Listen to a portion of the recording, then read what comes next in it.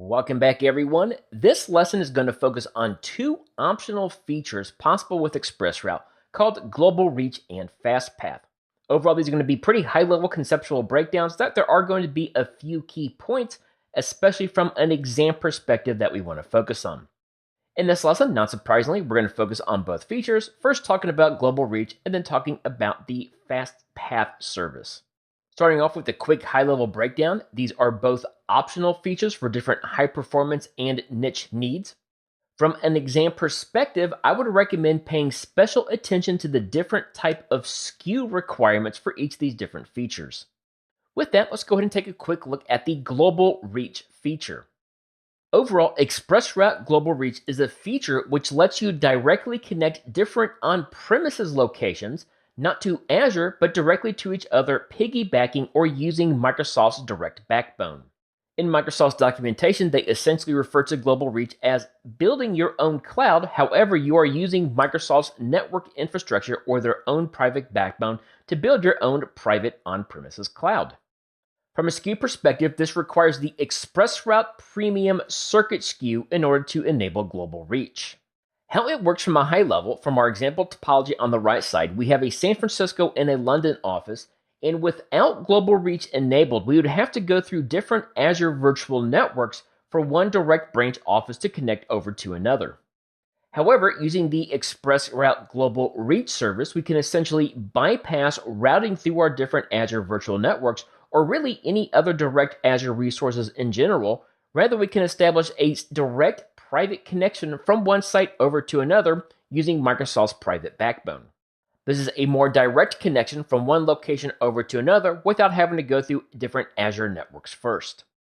Let's consider a typical scenario that Microsoft recommends for using services like Global Reach. A scenario they like to bring out is that of extending an existing WAN implementation, especially if you have an existing WAN implementation in one continent and you want to branch out to other continents as well. Let's consider a scenario like we have on the right side in which we already have multiple branch offices in the United States continental region that's using an existing service provider apart from Azure.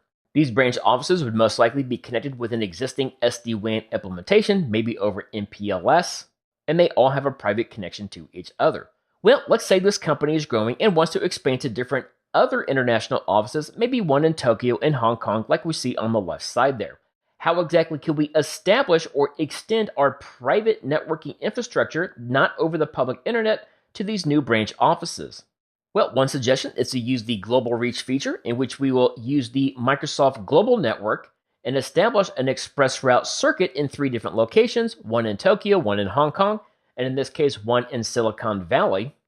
And then using the Global Reach feature, we will directly connect our Tokyo, Hong Kong offices and our US offices together over a private connection using a combination of our existing US-based service provider and then extending that private connection to our other international offices directly off of Microsoft's private network. Notice in this discussion, we have not even involved or discussed Azure Virtual Networks at all. It is certainly a feature we can easily incorporate into it. Rather, this entire discussion is connecting multiple on-premises, non-Azure environments purely off of Microsoft's global backbone. And that is essentially the use case of using Global Reach. Next, we'll switch our focus to the other optional feature, which is that of ExpressRoute FastPath. In a brief description, ExpressRoute FastPath allows you to route ExpressRoute circuit traffic directly into individual virtual machines. In this case, we are skipping the gateway as an additional network hop and going directly from our ExpressRoute circuit into a single hop directly into an individual virtual machine. With that in mind, a network gateway is still required for this implementation. However, the traffic will simply skip that gateway. In other words, there will be less hops in the process.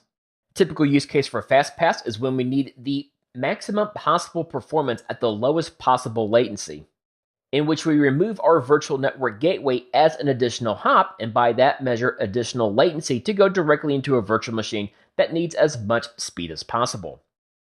From a SKU perspective, and this is a really important part, this requires the Network Gateway Ultra Performance SKU, or the Availability Redundant version of ERGW3AZ. Again, this is the ExpressRoute Virtual Network Gateway SKU that requires this, As opposed to our global reach SKU, which is an ExpressRoute circuit SKU, this one is a network gateway SKU instead.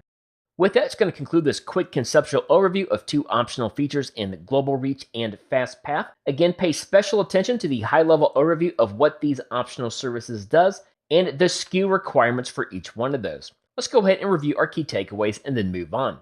We start off with a quick overview of the ExpressRoute Global Reach service, which connects multiple on-premises networks directly to other on-premises locations over Microsoft Backbone, in which we learned it requires the ExpressRoute circuit SKU of Premium.